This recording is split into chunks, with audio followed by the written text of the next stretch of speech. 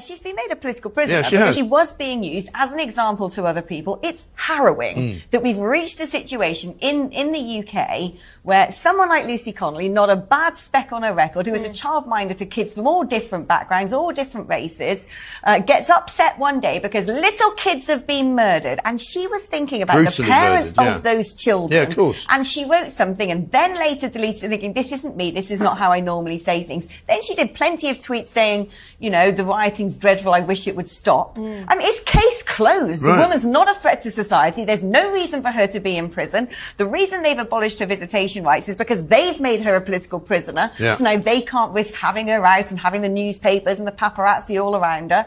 They are disgusting. I know. This is the sort of behaviour that happens in really dodgy countries with tyrannical leaders, the sort of people that we go crying to the UN about, the sort of people who we said, oh, look what they're doing to Nazanin Zaghari Ratcliffe over in Iran, putting her under house arrest because they want to use her as a political pawn. You know, oh, the world shed tears over Nazanin. Don't worry, they're letting plenty of other... Lucy, forget it. Let her rot. I mean, this is a prime minister who believes in nothing and has achieved nothing. I think he's shown over the course of this year, which really feels like 10, it's been that painful, that, you know, running the proverbial whelk stall will probably be beyond his ken. It really has gone tremendously badly, tremendously quickly.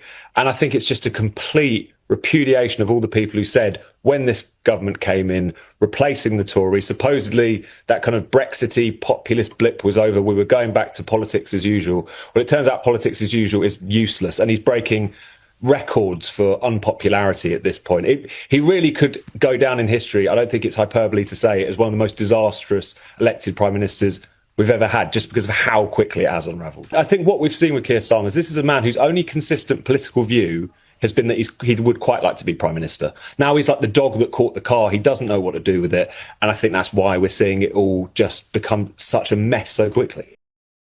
My name is Jonny Daniels, and I was born and raised in the United Kingdom, as were my parents and some of my grandparents too. My great-grandparents, escaping anti-Semitism, ran to the United Kingdom to find refuge.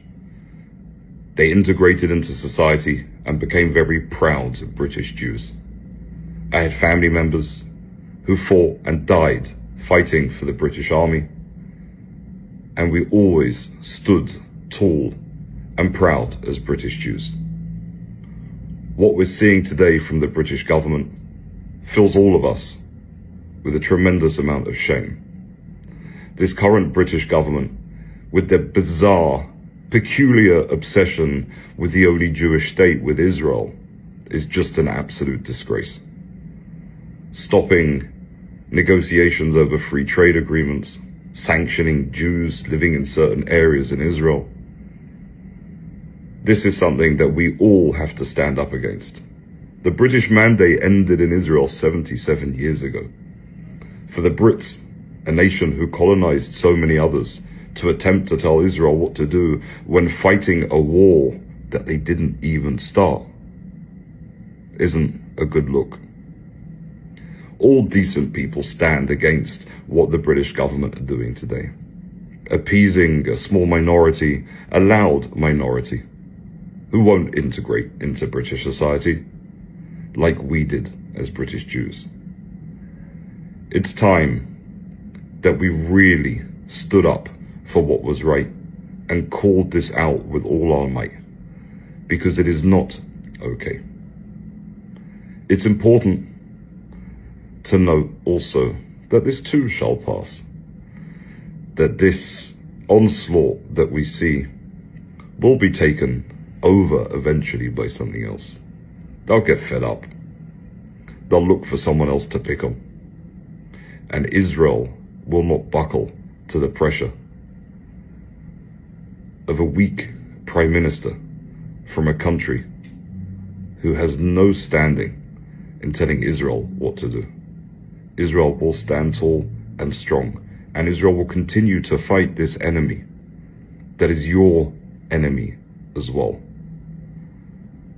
Maybe it will take a year, maybe it will take 10 years, maybe even 20. But one day, all of these people will turn around to Israel and thank them for their war on terror. Because this war that we fight is a war for all of Western civilization.